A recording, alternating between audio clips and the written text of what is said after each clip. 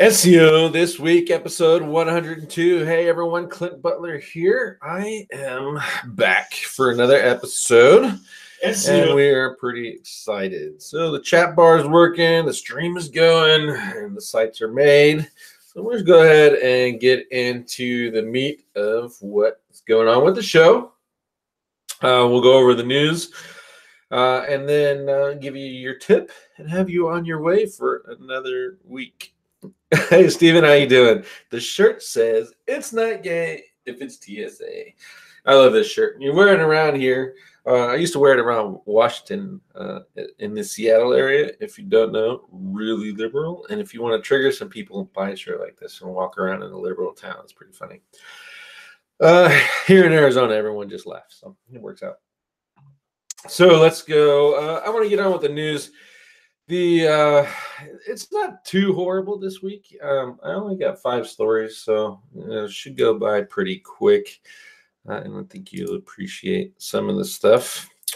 The first one is the Google fixed the knowledge graph panel hack. If you don't know what this is, you used to be able to go in there and play with the URLs, and then you can do a search and then trigger it to pop a knowledge graph. So in this example, Barry Schwartz, who owns Google, and he popped in there that little card, that rich snippet card, saying that he owned it. It's funny. You can get to play around. You can joke with people and send that off to them. Supposedly, although I've never heard of one instance where it was actually happened, people were sending these off and then and using those in their sales tools. Or ripping people off. Again, I have never seen one instance of that happening. Who's to say whether it happens or not? My guess is probably way less than what this clown made it out to be.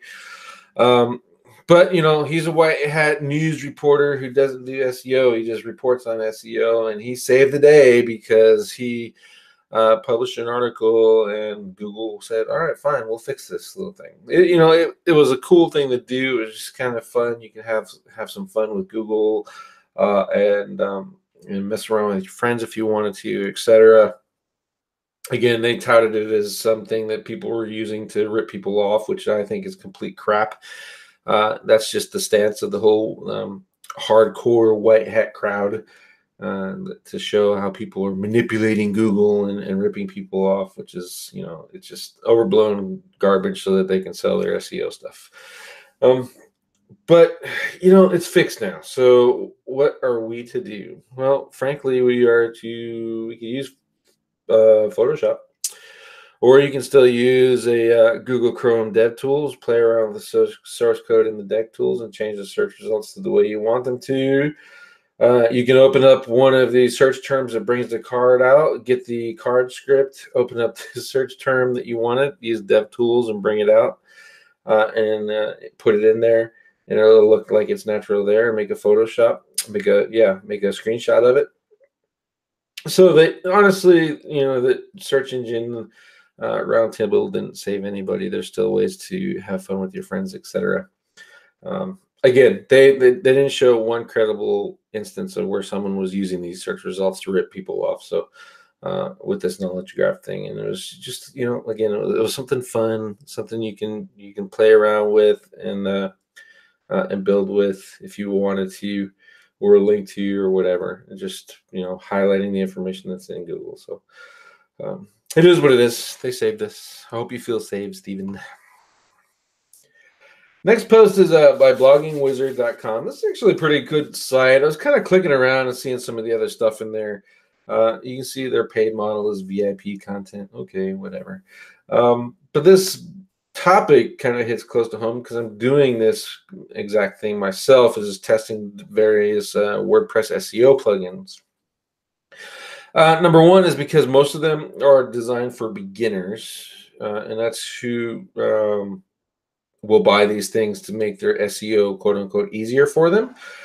And then 2, looking at it from an advanced SEO's perspective. So, like Steven and I would have different requirements for an SEO plugin than, say, someone who's just started SEO today, or a website owner who's trying to do SEO themselves. need all the advantages they can get, right? They can't research all of the stuff, so they rely on an SEO plugin. And I wanted to see which one would help my target, which is people who already know how to do SEO. They already know how to do schema and all that other stuff, and they just want a tool that would make it a little bit easier. I don't want it to do them for them, just make it a little bit easier. And from that perspective, that's how I looked at these SEO plugins. So the ones in here is all-in-one SEO pack. I've never been a fan of it anyway, so I don't even talk about it. And then the pro version. Then Yoast, the free one used to be really good, and then they kind of chopped its nuts off a little bit, made it a little bit less valuable. And then they have the premium version. Now, the premium one is the one that I was typically using on most of my sites, and it wasn't too horrible. There are some plugins to take some of the bloat out of here. And mainly when I say bloat, it's just added some extra code and maybe some people just don't want or need. So there are some things to get some of that out of there. Like I said, and the premium one was okay. What I don't like is paying $89 a year for a site and then getting minimal support from the people that are building it. So if I say, hey, look, I want an easy way to turn off your schema without having to go in and delete all the blocks, and then that's turning it off. Why don't you just give me an on-off switch? That would be cool. And then I use the redirects here. I use the pulls from Search Console. Those work pretty good. And I use the sitemaps and the features inside. But I turned off the SEO analysis. I turned off the readability analysis, the cornerstone content, the text link counters, turned all that crap off. Just didn't need it. So I had just to me, $89 a month for paying for what I was using when I can build it for free is kind of pointless. So I didn't like that one. SEO framework. This one was okay. It pretty much does the same thing as the rest of them. There are some extensions to get it for free, etc. Not really in the fan of the color stuff because it's all subjective per keyword, and you can't just create a tool that's going to well, you can create a tool that'll generalize things based off of what you know are basic fundamentals. But I prefer to go keyword to keyword and narrow that down. So this kind of data where all the color blocks and etc. just wouldn't be any good to me. SEO Press, I'm using this one now on clintbutler.net, and I have it on Digitaleer as well. Still playing with it. I have the pro version. It's the judgment's still out there. There's some things that I don't like already is the extra optimization stuff. I wish I didn't have to have it on. It's just kind of pointless to me. I minimize it in my posts.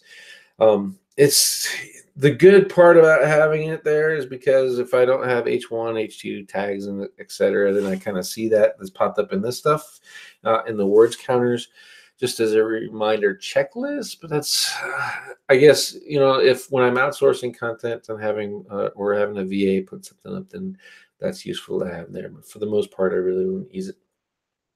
Or I already have it when I'm using Page Optimizer Pro and Cora to figure out what I need there. Other than that, the schema is actually pretty good. I selected this because they have the what's it called, Dublin Core. They use Dublin Core markup in there as well. I'll show you my results from leveraging Dublin Core when I can duplicate it on a few more sites. Just say that if you don't have a system to implement Dublin Core on your website, you should probably go ahead and knock that out, get started with that, and then submit your websites to Bing. So I'll leave it at that. You can kind of figure out what my testing is showing just from that statement. So, and then let's see what else was up with this one. The structured data, they're doing a pretty good job, probably more than most, on implementing structured data within the SEO tool versus having to have a structured data plugin and an SEO one. The downside is that they're not keeping up with the updates that Google is putting out in schema. And in my opinion, if you're going to have that stuff there, then it should be up to date. It should not just have just the basics. You as a business owner should want to give me extra. And right now, still hands down, it's a schema app for me, or hard coding. Schema app adapts really well, and then hard coding, you're just going to be all right. Question from the chat is double core. It's called Dublin core. So Dublin core markup. If you go to the schema press one, you'll see it. But basically, you have the meta markups, right? Meta tags, meta descriptions, etc. You have your OG tags, and then you have Dublin core. Dublin core is it's the sciencey version of OG, essentially. And there's a lot of research websites that are taking that in and using that even more, even though it's fell unpopular on the Google side. And so, and Bing is adapting more to they're just looking for another way to show authority and trust. And I think, based off of what I've seen so far, they're using Dublin core to do that. So again, that's still too early right now. It's completely pure theory, but I think that's what's happening. This one I have not seen. If any of my viewers have seen this one, it's called Rank Math. Apparently, it just came out. I think I'll check it out. But it looks, simplistic. It's got some stuff in there, images, etc., and the handling of the tools, kind of like what everyone else is doing. Hopefully, what it will do is allow me to turn off all this testing crap. And two, just keep minimalistic to what an advanced SEO needs. But I'm not sure. I haven't used it, so it'll be something to check out. And then there's some rich snippet tools that you can go along with this too, but I'm going to stay on these SEO ones. What I'm thinking of doing is actually just creating one of these myself that does the bare knuckle basics of going through here. Let me highlight. I want a one that will allow me to mess with the title and meta tags. Make sure that I'm in the counts and give me all this stuff normal. That's what I want it to do. And then I only want it to do that. I don't want it to analyze my crap or any of that stuff. Tied into that, I want to have the plugin implement schema for me. So I don't have to write the code. I just fill in the blanks, right? The trick is being able to create a plugin that'll do that, and then give you all the options for that schema. So why leave opportunities open if you don't have to? So I'm looking at getting that plugin so made, and then on top of that, it's going to also do the redirects. Is going to tie into Google Search Console, and it's going to tie into doing the sitemap similar in the way Yoast does them, because I like the Yoast sitemaps versus the generic XML pure layout one. So that's my plan.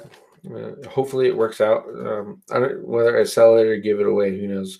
But I think it'll be better for SEOs, peeps like us. Also, I'm going to give it an option where it adds to the head your handwritten schema code. So if you don't want to use the tool generated schema code, just turn it off, and then it'll already have in there your handwritten block, so you can add per page if you want to, per page, per post, your own handwritten code. So now you only have one plugin that's going to do three things essentially for you, versus hacking together systems, kind of like what we're doing right now in order to leverage plugins. I think it's going to work out. The trick is keeping schema up to date for what Google's looking at, and just making sure that we're not trying to do too much, trying to analyze and trying to assume things. So again, these pro plugins are great for some people. Really, right now, I think I've outgrown them. So if you're into that same position, just kind of keep up with what I'm doing. This one's pretty cool. I don't know if you guys knew this. I didn't know it until I found it. Is that Google has an indexing API. Now, right now, it's only supposed to be used for job posting sites and live stream structured data. If you've never done SEO for a job posting site, I can tell you that it's a pain keeping the indexing up, because there's so many job posts and you're pulling in from these APIs to publish and create your job posting site. So this API will let you submit 200 new job offers. Essentially, I'm just going to stay on topic of the jobs thing, a day. Now, what the author here did is he actually added his own site into it and plugged it in and created the implementation to plug into that API. He's not using in excess of 200 posts a day, so it's not really hurting anything, but it's using it beyond what he's supposed to do. I think it's actually pretty cool, and hopefully, if they can figure out a way to implement this in such a way to tie it into a specific website, um, it'll allow us to get better indexing of our money sites, and we can avoid having to go in the search console all the time and manually submitting pages individually or new site maps. Uh, which can be really cumbersome when you're talking about a page. Like, we're working on a site now that has 400,000 pages in it, and we got to get all that indexed. Um, that's it's pain. So why not leverage this API thing? I think it's cool. Hopefully they don't kill it. Hopefully they expand it, and hopefully we can find a way to leverage it better and effectively for for our big sites, our main money sites. And then on the Black Hat side, we can figure out a way to leverage sites that we're tied into it to get some of our links indexed as well, or at least crawled. I'm of the argument that as long as Google has crawled it, then it knows it's there. So you're either going to get credit for it or not. And if they index it and then it falls out, that's okay. Everyone knows there's the search engine you see, or the search results you see, and the data set you don't. And as long as it's in that data set you don't, and you're getting credit for the backlink, then who cares if it's indexed? So I just want them to see it the first time. So um, this might be a way to do that. That's new beyond the stuff that everyone's doing now, submitting to indexers or submitting to Google or submitting, etc. So pretty cool. Check it out. He does go a little bit into how he does it. You might need a dev to actually read this though and make sure everything's implemented properly, just because there's a lot of code and stuff. I know I do. I'm big dumb monkey. I haven't figured out all of this stuff yet, so I'll just get our dev to implement it, and we'll see what's going on. Converting keywords to link authority. It's actually a pretty interesting article, kind of heady, but it's just basically using your keywords and how to and promoting your website a little bit better. At the end of the day, I think it's a lot about on page, and then you're gaining your authority by increasing your on page, and then because your on page is so spot on, you're going to rank well, and then you rank well, so you're going to get some promotion links. In a white hat way, and thus increasing the authority of your website, and means you rank better, right? So it's the kind of the age old. This is just another way of looking at it. I think it's pretty good. And then we'll go actually right into our daily tip. I'm going to give it in a second. And then the final one is 5 most common article types. I like these just because this is something that you want to hand out to your boss and talk about content marketing, or hand out to your clients, and they'll be like, look, you don't have to take my word for it. Here's a piece of content that says that these are working. And right now, the business to community, I think is most of the site is user contributed, but it's okay. You just hand that over and say, look, here's the 5 types. Here's why they're good. He's already made the argument for you, so that's pretty good. If you want to know, there's roundup articles, how to use guides, comparison articles, and where's the other one? There's the other one, lists. So, and those are all easy pieces of content to write. So I think it's pretty good. So if their live viewers have any questions about the 5 articles that I went over, now's a good time.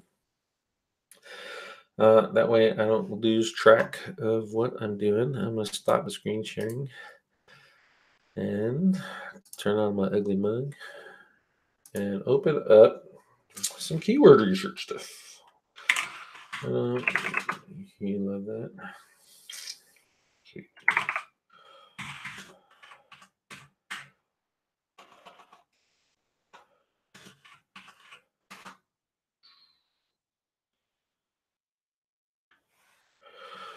All right. Now I'm going to show the different version of the screen here. I want to do keyword research just because it seemed timely for the tip of the week. And basically, what everyone does is they look in here. They'll type their search term. In this case, we're going to use roofing Miami. I use keywords everywhere. You can see the search volume and kind of guesstimate how much traffic it's getting.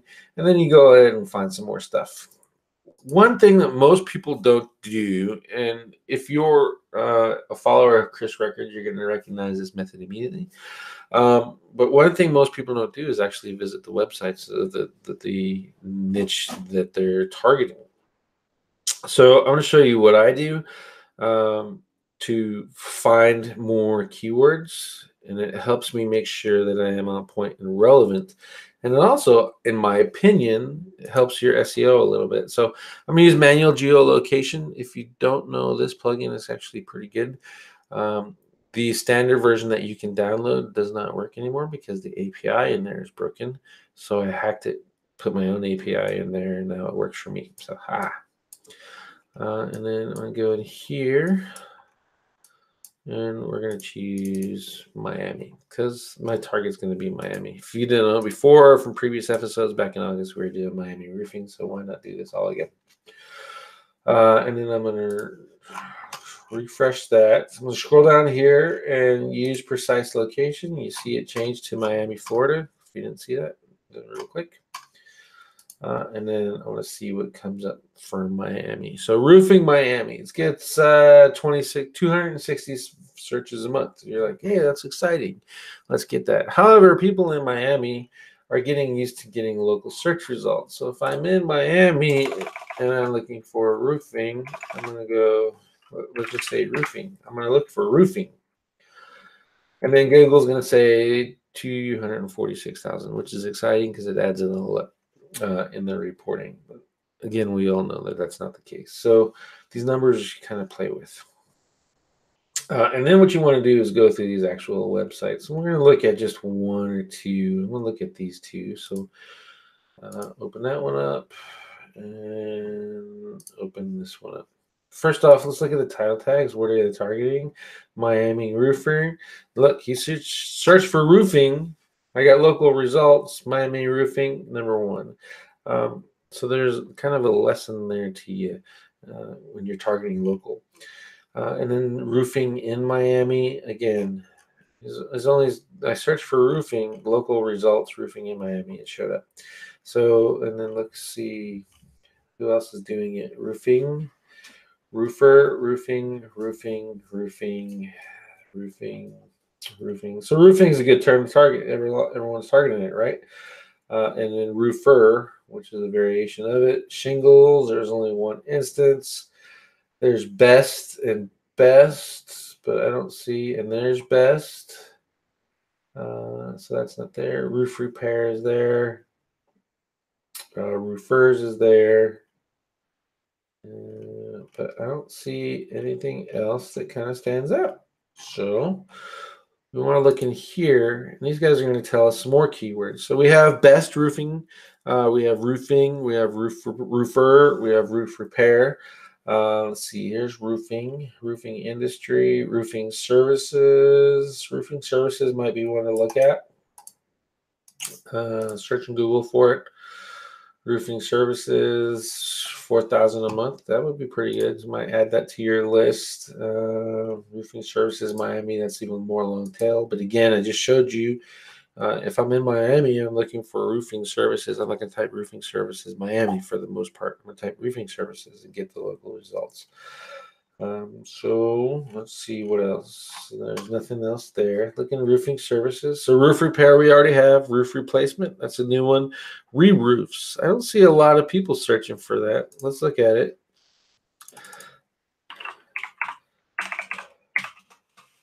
Re-roofs, 18 a month. That's kind of a waste, so I won't even bother. You could do an AdWords campaign and check it out and see if there are actually people searching for it.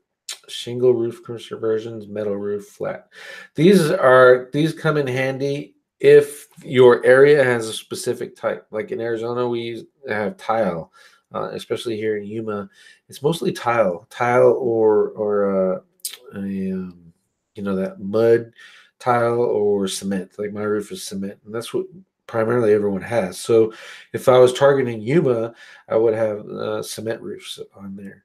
Metal roofs, maybe you don't really see a whole lot of those unless you're building an oven here. And then commercial roofing is a good option too. So we're going to stick with commercial roofing. So roof repair, roof replacement, and commercial roofing are some good ones to add on to here. And then also, while I'm here, I want to look at what is the primary CTA that the website is looking for. And this one is designed for quote. Roofing is expensive, and people don't like getting on the phone. So this is actually might be pretty good. You'd have to look at all 10 or 20 to see a consistent CTA. Obviously, they would like to get phone calls first, but most people are going to ask for an estimate first anyway. So why not put the form? And again, you see that form here too. So the call to action is kind of the same. There's roofing services, roofing company, residential roofing company. We've seen that. A listing of the city. So they got some relevance for Miami. That's there. And then some reviews. I don't see much else standing out there. So let's look at the roofing services that they have. They're going to make a search. So roof, expert roofing, waterproof flashing. Not too much. So they're going straight for roofing. They're just saying, hey, if you need roof repair, you're going to find a roofer or roofing. So I guess that kind of works too. And they might be able to rank for multiple things. I don't know. Let's see if they're ranking for multiple terms or roof repair. If you haven't seen this tool before, it's SERPworks, pretty cheap and really handy tie into SEMrush. So Miami roofing, roofing costs, roofing replacement costs. Looks like they have a guide in here. And this is ranking for multiple pages. So it's pretty good. You just do a guide on your and then rank it for multiple keywords, which is not a bad idea. Roofing, roof finance. Yeah, but they're not specifically targeting roof repair, etc. So they may be losing out a little bit, just depending on the amount of actual traffic that they're getting from the roofing and the Miami roofing search terms. So there could be an opportunity there for that client if you want to take them on. So really, at the end of the day, that's the tip of the week. Get into the search results and look for more keywords versus just plugging into something like this and assuming just based off of search volume that those are the ones you want to go to. You're going to find a couple things. One, you're going to find buyer's intent. You're going to find better keywords to target. You're going to find the long tail terms that are actually going to convert for you. And more specifically, you're going to find the right call to action to be optimizing for. So if your roofer's website is optimized for the phone call and everyone else is optimized for the request for quote, then you should probably change that. And that will help you immensely provide more value to the client. And it might actually increase your rankings too. I won't say that UI changes are specifically for SEO, but I will adapt SEO best practices into my UI changes to help with the copy, etc. Where and if possible, because that just leads to a happier client and a better relationship with the client, right? So again, we're SEOs, we do ranking and traffic. We're not conversion rate optimizers. But if we know a little bit more and we can say, hey, from my experience of dealing with the 100 SEO or 100 roofing clients that I have, that you should not have a form up there. You should have, or you should not have your phone number. Call me now. You should have a form to generate that free estimate. And then it turns out that's the case and you get some improvement and more signups from them. They're going to be happy. And now you're a winner. So this is all really basic stuff. It's not, rocket science, and you don't need a tool. So you don't need a keyword tool. But keyword tools help. So, just kind of use this as your first step. You get a list, go find the traffic volumes, make sure you're not wasting any money. If you have a PPC budget, you plug all of those into a pay-per-click campaign, and then find out the true in your service area, the words that are actually really getting traffic volume based off of your impression numbers. That doesn't cost a lot, by the way. You can spend $50 and really get some really good data. And you can also turn that into leads, hopefully, for your client at the same time. So you've got an instant win. And then you shape your SEO campaign around that term, and you'll be good to go. So that is the tip of the week. Let's go into the questions. Let's see. Clint, this is from Christopher Ramsey. What are your thoughts on duplicate content on the site and on other sites? Have you seen any issues, especially on your own site, city pages, like changing the keywords? First off, local rules are different than everyone else's rules. So if you're not using canonical properly on an e-commerce site and you have one product with 50 different colors, that can create issues for you on an e-com site, right? On the local sites, the rules are a little bit different. Well, they're really a lot different from pretty much everyone else's, and you can get away with doing that. So if I wanted to, let's say this one was Miami, and I want to duplicate it and make one for San Antonio, and another one for the other 500 major cities in the United States, and turn this into the home advisor for roofers, then you can do it. The problem with duplicate content comes when, again, on the e-commerce thing, we talked about that. That was the big JCPenney's, the big issue is they were creating all those landers. And when it gets to the points where it's almost completely exactly the same, at a big scale, targeting the same area. So if I do 100 landers for Miami and they're all the same, now I have issues, right? But if I'm doing 100 standard landers for 100 cities, and all I'm changing is things like Miami's most trusted roofing company, and I'm changing, some other things here like Miami's rest proof. I could change that, and I probably changed the images too, just to make sure that it was related to that area, which can be a little bit expensive unless you're using some, some like whatchamacallit, like Creative Commons images. But beyond that, you really don't have to change a whole lot, and you can enter into new cities. And I have not seen a problem doing that yet.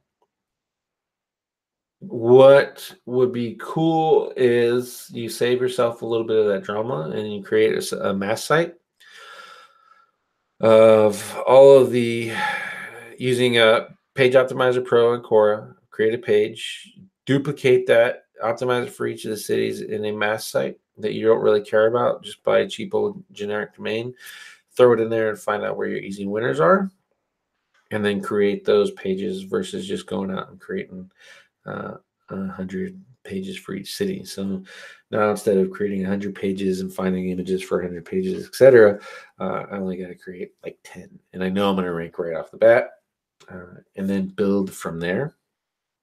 And just copying and changing, copying and changing, copying and changing, and you can build your site up pretty quickly. It will get a significant amount of really good rankings following that process versus just making a page, copying it, and then trying to rank it at like that. So when I do them, I create my template, I rank it, I know what I have to do to rank it, and then I build out all the rest of them, find the easy winners, and then go out and rank those as it goes.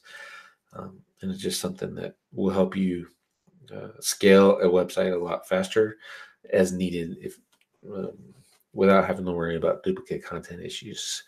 Next part of this question: have you seen any issues? Again, no, especially on your own site, city pages. Nope. So I guess we're all set with there. We got all of Christopher's questions. Let's see. All right, that's it. I think I'm going to end it there. Again, I don't have a guest this week. I'm still working. Hopefully the audio is better this week. I haven't heard any complaints in the chat. So I had to, when I found out the gain was almost turned all the way up on my microphone last week. So that caused that kind of a yell in the recordings. And so hopefully that's fixed now. We are looking at buying another computer, so I'll have to flip my desk around so I can throw up the background, so you have something other to look at than me. Um, and my bike jacket and the cat's food. So, so we'll flip that around, and then we'll be looking at bringing on a co-host. I don't know who I want to do it. Kyle Roof and I talked about doing one together, but we might just. That plan was to actually start a whole fresh podcast.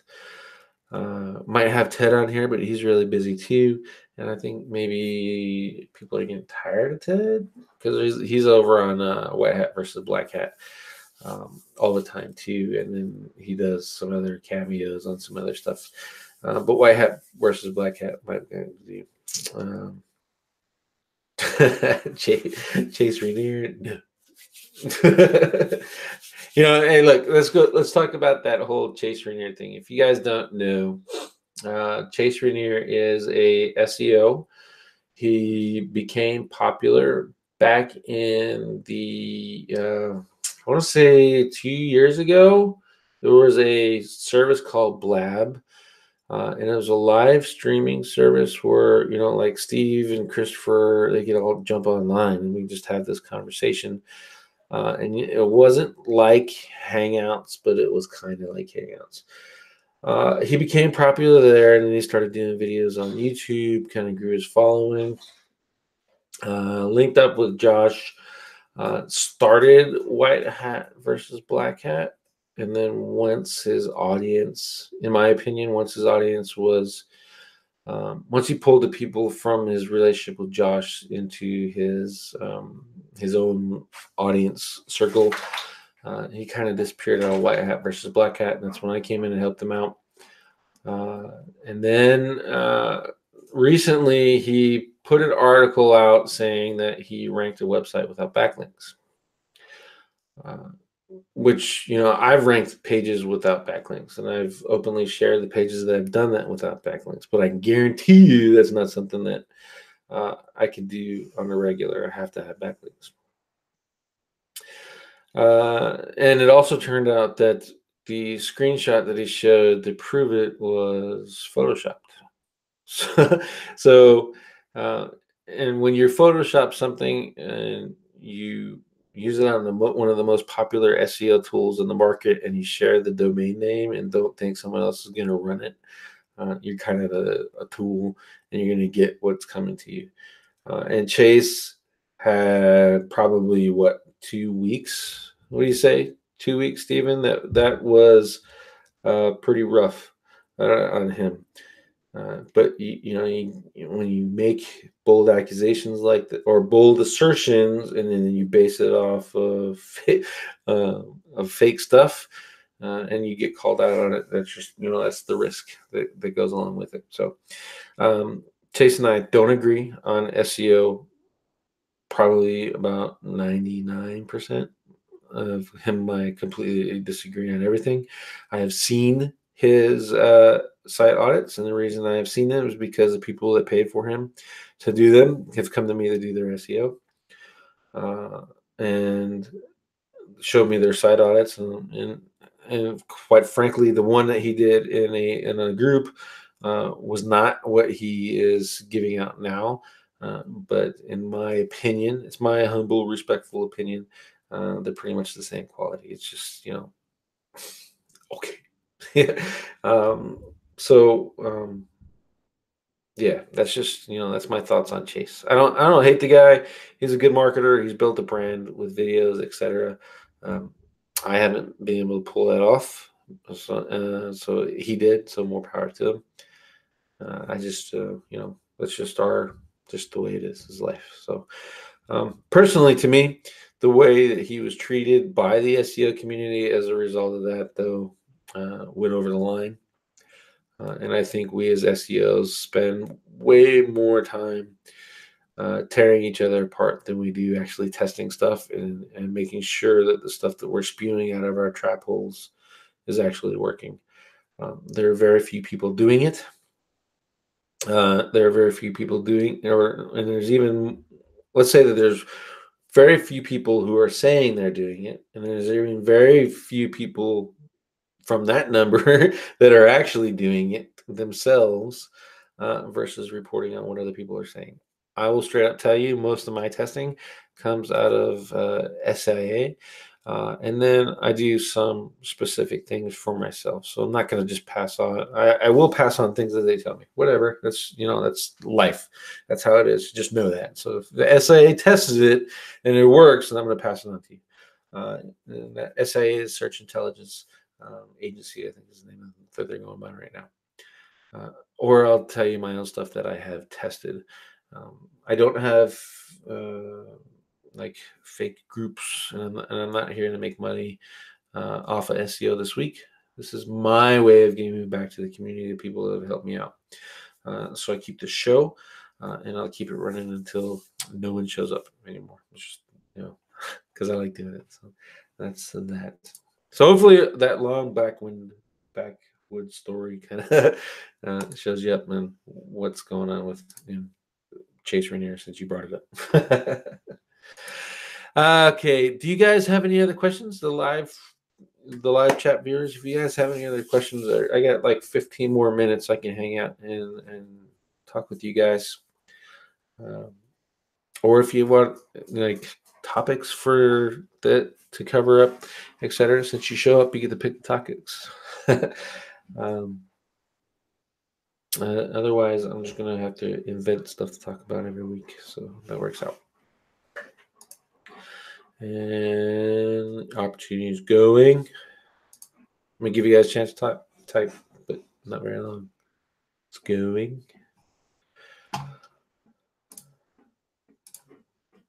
Close these windows.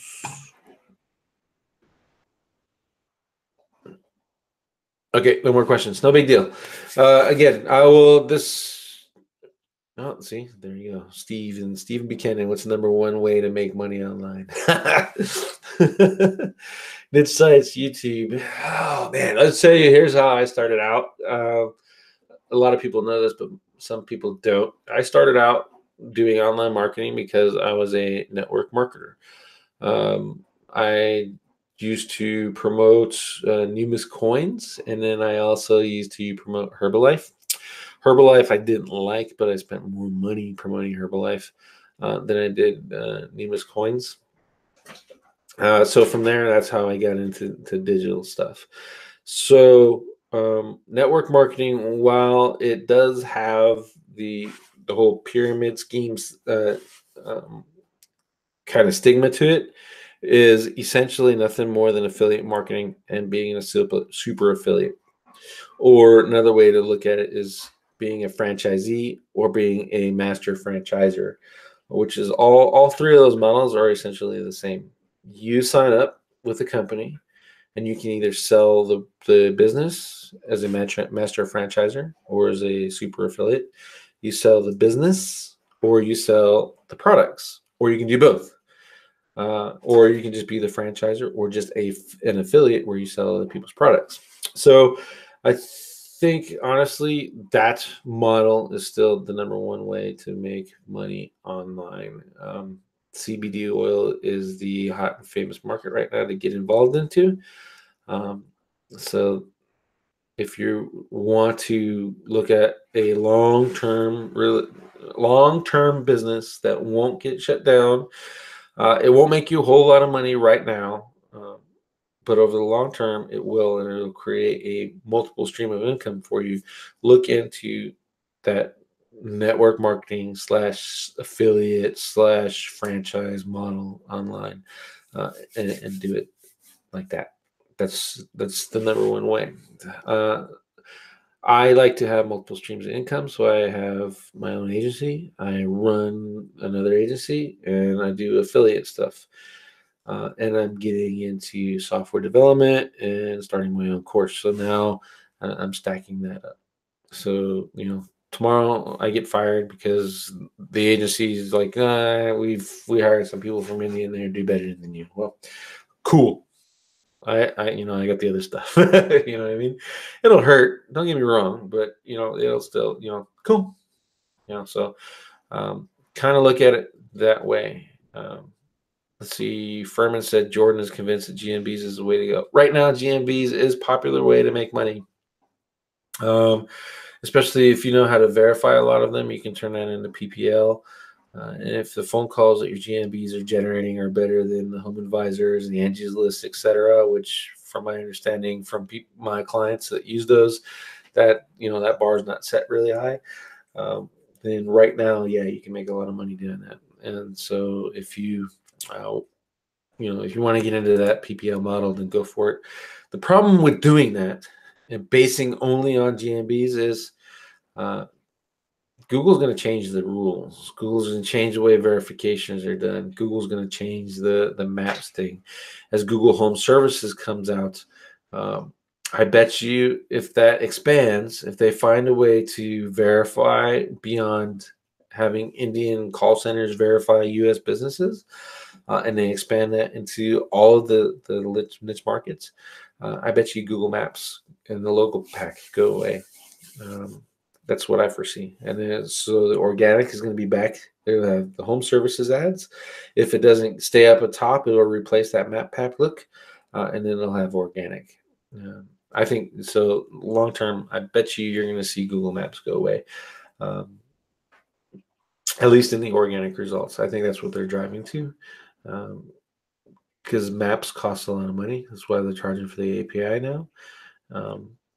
And they are providing a service and directions and everything else, but so are a lot of people.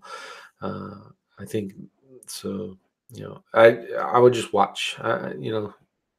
Get into it now. Get the maps now. We're doing maps too. Make that money now, but don't rely only on that, or you're going to be paying for it.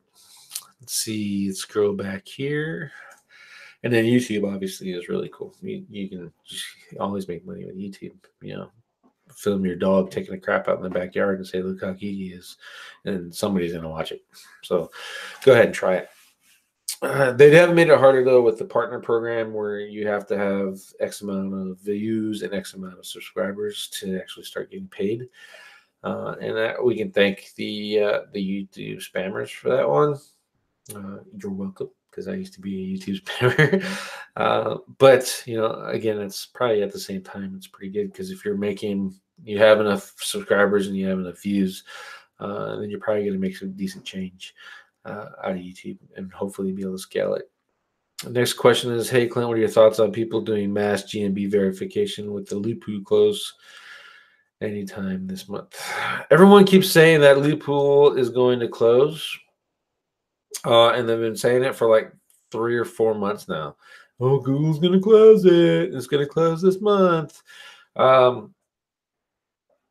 they do, then que sera. There's going to be black hats out there finding a way to get verifications again. That's just the way it is. Here's what my biggest issue is with selling that loophole. I can make a whole lot of money. I know a dude making $600 a day off of his maps. $600 a day. So why in the blue hell would you sell the method that you're using to get verifications? If only so you can get some quick cash and then move on to the next thing. That's completely short-sighted to me. So I had to talk with Angel Cruz about that just today, as a matter of fact. He made a tool. To his credit, he's charging us a lot of money, crap load of money to actually use it, but he automated it, which is fine. But he outed the method on his landing page. And I told him, you might as well just go make a landing page in Google Webmaster Tools Forum, and then sell your software there if you're just going to out the method, because that's about how long it's going to last when somebody figures out that you took the time to automate it. If you find a hack, if you find a loophole and it's going to make you a shit ton of money, then keep your mouth shut. Give it to your friends and tell them to keep their mouth shut. That way you shared it with someone else. You're not greedy. They're your friends, so you help them make some money and you bring them along with you. But don't sell it in a course, or don't give it away, or don't automate it and then tell everyone on your sales page how you did it or what the process that you're using. It's just dumb. So that's why everyone's saying it's going to close, because there's more and more products coming out. There's more and more people selling the method. Um, I know people that are using it. In one particular one particular verification method, it stopped working for like 3 or 4 days, and then it started working again with gangbusters. And they just changed some of the little minute details that you're doing, and it's still working. So I don't think that it's going to close this month. Let's see, the firm in UK. I'm in between things trying to figure out what I should do, the Amazon affiliate route or right now on YouTube videos. Doing both. I'm starting a couple new websites for Amazon affiliate. I kind of got into it a little bit, made a little bit of money, and then stopped because the platform as I was using, it bothered me. But I'm going to start another Amazon affiliate thing. What is really cool is if you do Amazon affiliate and you pick some products that you like at first, that you might use, aka like a drone. Let's say you want to buy a drone on Amazon, then buy it, do an unboxing video. There's some views right there for you. Or you don't even have to buy it on Amazon. Like I'm going to buy one at Best Buy here pretty soon. And I'll do an unboxing video and show it off and then put a link to the Amazon thing. So now you're kind of establishing that you're an affiliate and that you're going to do unboxing videos, and then people start sending you stuff to review. So you can build your audience, you can build your income, and you can get some free crap to review. Or you can just buy it and use that as a business deduction because, I just bought this brand new stereo. I'm going to do an unboxing video so I can promote it as part of my business. So now my stereos are right off. So there you go. I don't know if that's legal or not. You have to ask your accountant, but that's my plan. Let's see. Steve wants to sell t-shirts on the side. That's another good one. I actually looking at selling coffee mugs. Coffee mugs, t-shirts, and some other crap. If you guys know, what's his name, Don Wilson, he's got that gear bubble thing. And his girlfriend Rachel created a course on how to do it, and they're making some significant coins. They're the providers, obviously, but they're still selling and making some good coin on there. So another $5,000. Let's say I only make $5,000 a month from selling coffee mugs on Amazon. Well, that's $5,000 a month I didn't have before, right? So that's also a good option. Clint, if you're looking for affiliates, is the best place to promote and find affiliates working on an e-commerce model, something like MLM, but selling products. It depends on the affiliates you're targeting. If you're looking for super affiliates, you're going to need to just get out and network, going to those affiliate conferences. You can get a booth, or you can just, intermingle in the crowd and find out who the heavy hitters are. And then, take them off, buy them some beers and say, hey, this is what I got. This is what I'm willing to offer affiliates, etc.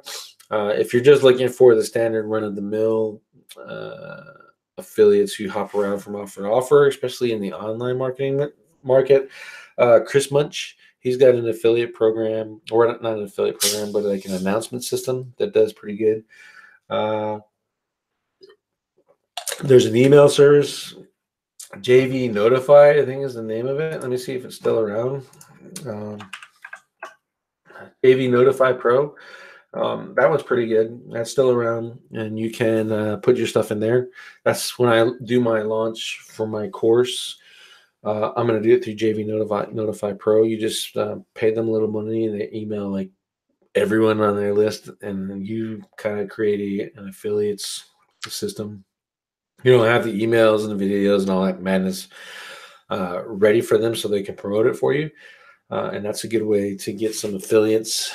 But again, if you're doing like e-commerce stuff, you really need to get into those groups, specifically live conferences. Go to affiliate summit, East and West, etc., and find those guys that are promoting that stuff, because you'll get a better quality affiliate than the run of the mill who just signs up to all of them. Will throw some crap out there and see if it sticks and see if they make some money. You'll find someone who's going to go out and create you're going to find a Jeff Lenny versus a Clint Butler. So, if I'm reviewing your e-product, I'll do a video, maybe make a post, rank it, and if I make money, great. If I don't, well, I got another post rank. Versus Jeff Lenny will build a whole website about it and knock it out. Eric Launchers. Eric has his, so Steven suggested why not Eric Launchers for co-host. Eric's got his own thing. He's got traffic research, my traffic research. He does I think it's monthly or weekly show as part of that program to show off his stuff. And I think hosts have to gel. And Eric and I have not had enough one-on-one to say whether I would gel with the guy, especially for the long term. We might get on each other's nerves. We might be so far apart in the SEO thought process that we get on each other's nerves. So, but no doubt he would probably be a really good host. I'm not really sure if I want to pull in another guru. Someone who already has their own audience. I'm sure it'll grow my traffic a lot faster. It'll grow the audience faster if I pull in another guru, but then it's just another guru. So why not find someone who's kind of along the in the same path that I am? They're out there doing it, but we're not famous, and we build together, and that builds us both more money at the same time. So that'd be pretty cool. Yeah, and that was just confirmed in the chat that Eric's course 1 is monthly. So yeah. Let's see one more question in here. I live in Southeast Asia. I seem to agree, market where I could tap into some affiliate stuff. How do you identify which affiliate to choose? Here's what I tell you that a lot of the CPA networks do. They find out the primary method of promotion for that affiliate, and then they dictate how they want to do it. So, for example, if you go to the Commission Junction, sign up for a Commission Junction account and look at some of the verticals and the methods in which they allow you to promote. Another way to do it is, what is it? There's another one. Let's see if I can think of it. I have it saved somewhere. Let's see.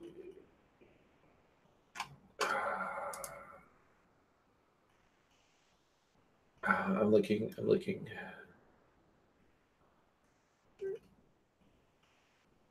Purefly. There you go. Jesus. Go into Purefly when you sign up. All the offers, they tell you how you can promote.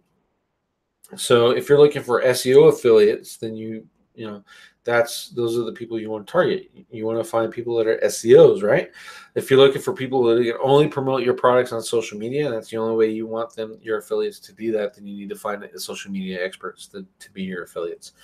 There's other products in there where the only way you can promote is email, and you have to use your own established list. You can't go buy a list and spam. And those people, remember, now this is looking from the affiliate perspective, those people actually go back and look that up and try to figure out how you're sending them traffic. And then they look at your numbers, and if it's not quality traffic and it's suspect, then they don't pay you.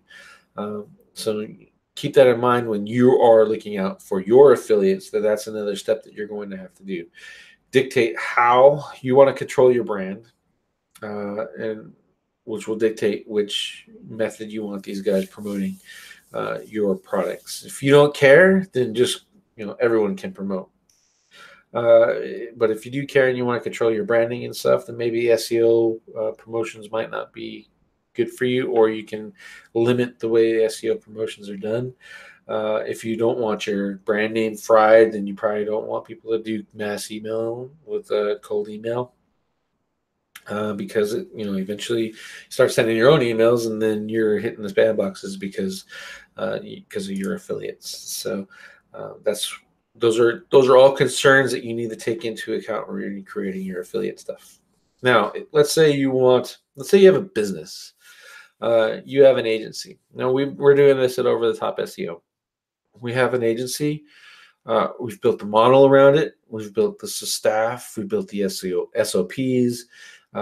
We know how to take a site that is failing and double its traffic. And recently, we just did this for a website. I will publish a case study on Over the Top about it.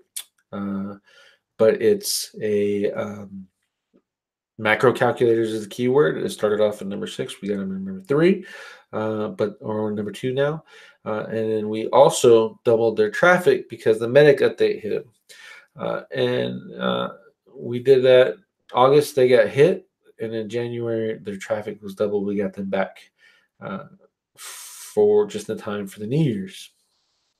And then with another site that had a manual penalty, it was pretty cool. It had a manual penalty, and I got the manual penalty lifted without removing one backlink. We didn't remove one, and I only disavowed the backlinks that were already dead anyway. And we got it back. So that site went from 2.3 million visitors a month down to 150 when they got the penalty. And they got the penalty from just having a pattern in their backlinks that was pretty bad. It was pretty obvious. We saw it when we took them on, but Google was letting them get away with it, so why not? And then someone reported them because when we started doing our stuff, we built them up from 115,000 visitors a month to 2.3 million. And you piss some people off in that market when you do it that way and as fast as we did. So they get reported. Google hit them with the manual penalty, and we got it back without removing one backlink. So those are the kind of things that we can do it over the top. So what we're looking for now is SEOs that can sell SEO for one, that can probably generate their own leads. But they don't really want to do all the work. And we're not white labeling. So we want a franchise. We want to give you a business. Here's your business on a plate. You are over the top SEO now. That's your franchise. You can generate all the clients you want, and you're going to have to deal with all 60 or 100 or 2,000 that you build. You're going to have to deal with them. We're going to rank them for you. We're going to do all the work for you. Or we'll help you build your team around you. So let's say you want to maintain a small operation, you want to have a business, but you just need some help knocking all that stuff out. We'll do all of that for you. And we might even throw some phone calls and leads your way. But you're going to be a franchise now. And the cool thing is, it's, based on the models and how we do it, you don't really have to pay us royalties. A traditional franchise model like that, you would pay royalties to use the brand name. And all we're looking for is you to go out there and be a self-starter and get some sales and bring in some clients, and you get a percentage of that every month. And if we're doing all the work for you, you just want to do the sales, that's fine. Our team, the PMs that we bring on, they'll manage your clients, they'll talk to your clients, and all you did was sell them, and you're done, and you're getting a residual. So that's another method for affiliate or franchising, and that's what we did. Purify links getting blocked by antivirus software. Have you noticed that? I haven't seen that. But antivirus softwares are getting really touchy these days, and they're looking for ad cookies and all that other stuff too. So I kind of take it with a grain of salt. It's just like when you buy a program that's not released through official or doesn't have all the standard authors and all that other madness, and it's blacklisted for whatever reason, or your antivirus software won't open it. And it's just a matter of it being triggering something. I would just bring that up to Purefly and say, look, I tried it on 4 different machines, 4 different versions of antivirus, fired it off. Can you tell them to fix it? And because Purefly doesn't get paid unless you get paid, or unless you're generating offers, and that's something that they're vested interest in taking out. So I check into that. Luke over there, he's my affiliate rep, and he's pretty good, pretty responsive. So check it out. Let's see, Christopher Ramsey. Oh, talk about disavowing. Something still to be done. Let's please say no. I don't recommend using the disavow file unless you have a manual penalty. So why tell on yourself is the way I look at it. However, comma, there are some cases, and it's been proven, where Panda is being passed from sites that are hit with Panda through your backlinks. So what we do is a standard practice is to go to link research tools, find everything that's labeled toxic 3. If you know link research tools, you'll be able to find what toxic 3 means, but basically it's just they're just crap. They're not indexed and they're probably penalized. So there's toxic 3 and toxic 1. And we disavow those as a matter of course, because typically those are passing Panda. It's just what we found. Jimmy Kelly, if you follow him, he's got another list that has some of the more factors inside of link research tools, but we don't go that crazy with it. I just do the toxic one. So it's no indexed or it's a known PBN network, I think is no, it's no indexed, and then the other one is known bad. So those two are the ones that we use the disavow for. Otherwise, don't go in there and try to quote unquote clean up your link profile and using the disavow. You don't have to do it. And as long as if you are going to do it, use a tool like link research tools. Cognitive SEO has another one you can try out. It's a little bit cheaper, but make sure that you're very, very, very, very selective to doing it. If it's not indexed or the site has got malware on it and it just looks like crap, then go ahead and put it in your disavow file. But again, go back all the way back to when I started. Just because it's not indexed doesn't necessarily mean it's bad. So you have to be really careful of what you're doing, because you could disavow your way into less traffic and rankings.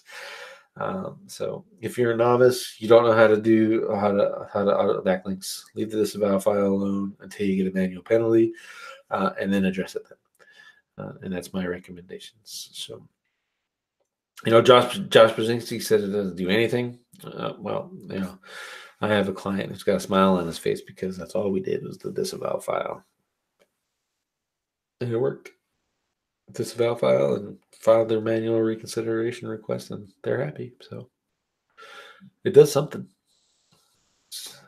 All right. So I think that's it. If you guys don't have anything else, I'm going to close this out. We're 12:09. I'd like to thank you for coming to episode 102. Again, I appreciate your patience. This is what I developed the show out to be something a whole lot more, hopefully more entertaining.